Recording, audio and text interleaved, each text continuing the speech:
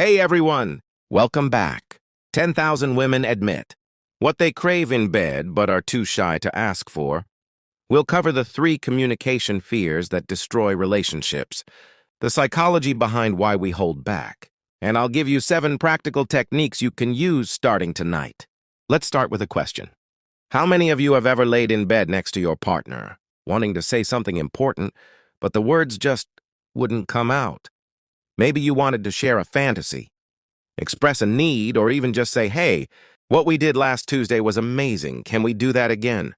But instead, you stayed silent, hoping they'd somehow read your mind. Here's the thing. You're not alone. Research from the Gottman Institute shows that the average couple waits 6 years before addressing major relationship issues. 6 years! That's not because people don't care about their relationships. It's because we're operating with communication patterns we learned as children. And frankly, most of us never got a user manual for adult intimacy. The 3 universal communication fears. Fear E1, the rejection fear. What if they think I'm weird? What if they say no? What if this ruins everything? Fear 2, the judgment fear. What if they see me differently? What if they think less of me? What if I'm too much? Fear 3, the vulnerability fear. What if I share this part of myself and they use it against me later? What if I give them power to hurt me? Sound familiar? These fears are hardwired into our psychology. But here's what's fascinating. The couples who push through these fears report dramatically higher satisfaction in every area of their relationship, not just intimacy. The psychology behind the problem. To understand why communication feels so scary, we need to understand what's happening in your brain. When you're about to have a vulnerable conversation, your amygdala, that's your brain's alarm system, starts firing like crazy. Your brain literally can't tell the difference between sharing a vulnerable thought with your partner and facing down a saber-toothed tiger. Both feel like survival threats. The attachment system. From the moment we're born, our brains are designed to seek attachment, that feeling of safety and connection with others. But here's where it gets complicated. The same system that drives us to connect also makes us terrified of disconnection. The shame response, Dr. Brene Brown's research shows us that shame is the fear of disconnection. When we hold back in relationships, we're usually protecting ourselves from that shame spiral. If I tell them this, they'll realize I'm not worthy of love. The paradox. But here's the paradox that blows my mind every time. The very thing we think will protect our connection, holding back, playing it safe, not rocking the boat, is actually what slowly erodes it. Story time. I want to share a story from Dr. John Gottman's research. He followed couples for over 30 years, and he found something remarkable. The couples who stayed together weren't the ones who never fought or disagreed. They weren't even the couples who had the most in common. The couples who thrived were the ones who created what he calls emotional safety, an environment where both people could share their authentic selves without fear of judgment or retaliation. The neuroscience of safety. When we feel emotionally safe, our brains release oxytocin, the bonding hormone. This literally rewires our neural pathways to associate vulnerability with connection rather than danger. But this only happens when we practice it consistently over time. The breakthrough framework. All right, now that we understand the why, let's talk about the how. I'm going to give you what I call the bridge framework. 7 specific techniques that relationship therapists use to help couples break through communication barriers. B. Begin with self-awareness. Before you can communicate effectively with your partner, you need to understand your own patterns. Ask yourself, what do I actually want or need? What story am I telling myself about why I can't ask for it? What's the worst thing I think will happen if I share this? Most people skip this step and wonder why their conversations go nowhere. R. Reframe the risk. Instead of asking, what if this goes badly? Start asking, what if this goes well? What if sharing this brings us closer? What if my partner has been waiting for me to open up?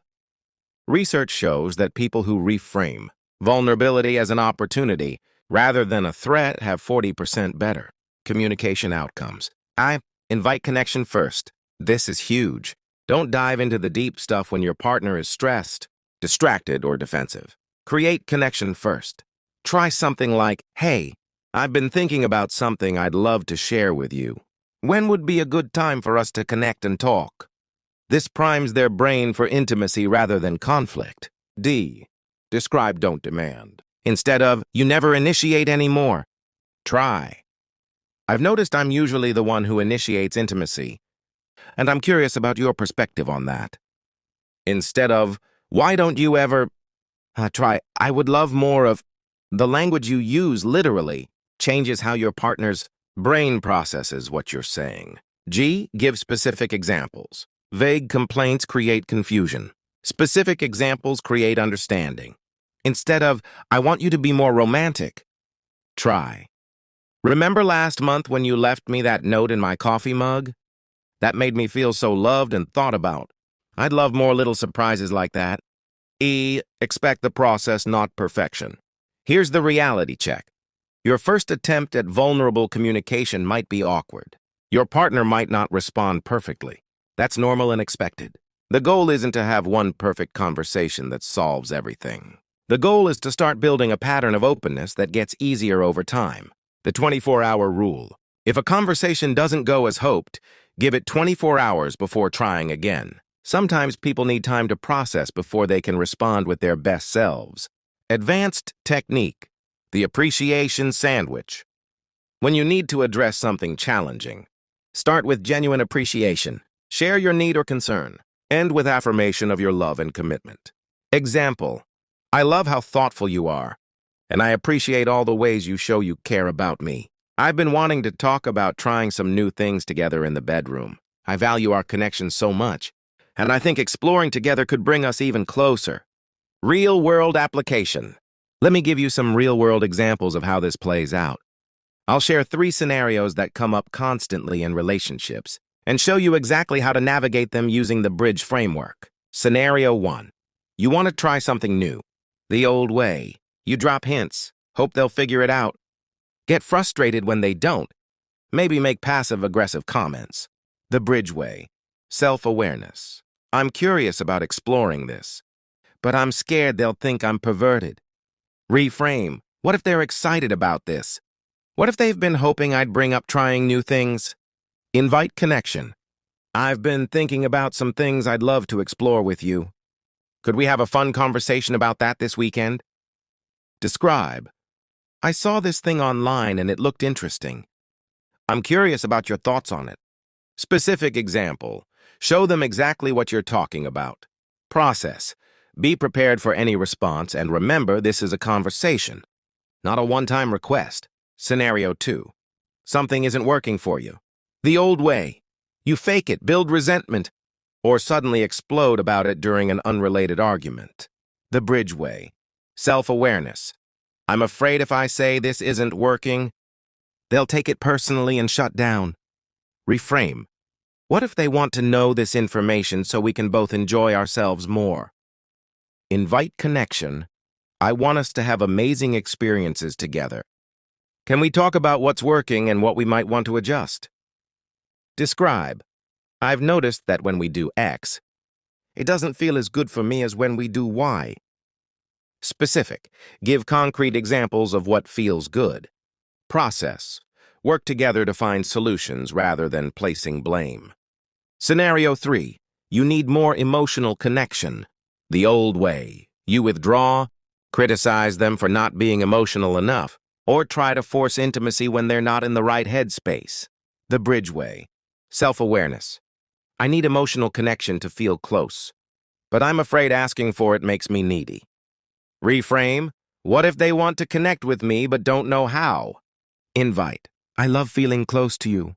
Could we spend some time just talking and connecting tonight? Describe. I feel most connected when we're talking about our days, our dreams, what we're thinking about. Specific. Remember that conversation we had on our anniversary about our future goals? I felt so close to you then. I'd love more conversations like that. Process. Build this in as a regular practice rather than something that only happens during problems. The magic question. Here's one question that can transform any difficult conversation. What would need to be true for both of us to feel great about this? This shifts you from adversaries to teammates working on the same problem.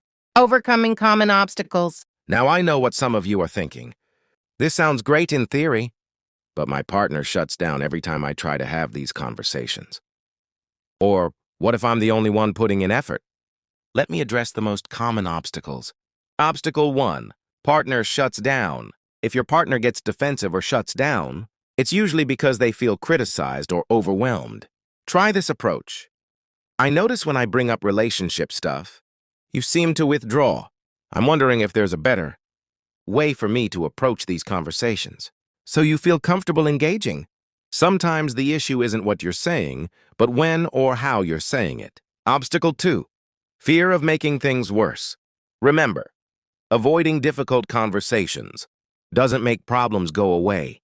It just lets them grow in the dark. The relationships that seem perfect from the outside often lack the depth that comes from working through challenges together. Obstacle 3. Partner says they're happy as is. Sometimes partners resist change because they think you're saying something's wrong with them. Reframe it as growth and exploration rather than fixing problems. I love what we have, and I'm excited about the possibility of deepening our connection even more. Obstacle 4. You're doing all the work. If you're always the one initiating these conversations, try stepping back and creating space for your partner to step up. Sometimes people need room to miss you and realize they want more connection too. The 2-week challenge. Here's what I want you to do. For the next 2 weeks, focus on creating emotional safety in your relationship. Instead of jumping into the big conversations, practice being vulnerable in small ways every day. Share something you're grateful for. Admit when you're nervous about something. Ask for comfort when you need it. Build the muscle of emotional intimacy before you tackle the bigger conversations. All right, we've covered a lot of ground today. Let me leave you with this. The quality of your relationship is directly related to the quality of your conversations, period. You now have the bridge framework. You understand the psychology behind communication fears, and you have specific strategies for the most common scenarios. But here's the thing. Information without action is just entertainment. The couples who transform their relationships are the ones who actually implement these strategies. Your homework. This week, I want you to try just one element of the bridge framework. Don't try to revolutionize your entire relationship overnight. Pick one conversation you've been avoiding and apply one technique. Maybe it's reframing your fear into curiosity. Maybe it's inviting connection before diving into the deep stuff. Maybe it's getting specific about what you actually want instead of complaining about what you don't have. Community challenge. Drop a comment below and tell me, what's one conversation you've been avoiding in your relationship? You don't have to share details, just acknowledge that you're ready to be braver in your communication. And if this video helped you see your relationship communication differently, please hit that like button. It tells YouTube to share this with other people who might need to hear this message. What's next? If you want to go deeper into relationship psychology, I've got an entire playlist on building emotional intimacy that I'll link in the description. Next week, we're talking about the 5 conversation mistakes that kill romance. Make sure you're subscribed so you don't miss it. Remember, great relationships aren't accident. They're created by people who are willing to be brave, vulnerable, and intentional about their connection. Your relationship deserves the best version of both of you. And that starts with having the courage to say what's really in your heart. I'll see you in the next video. Until then, go have some beautiful, honest conversations.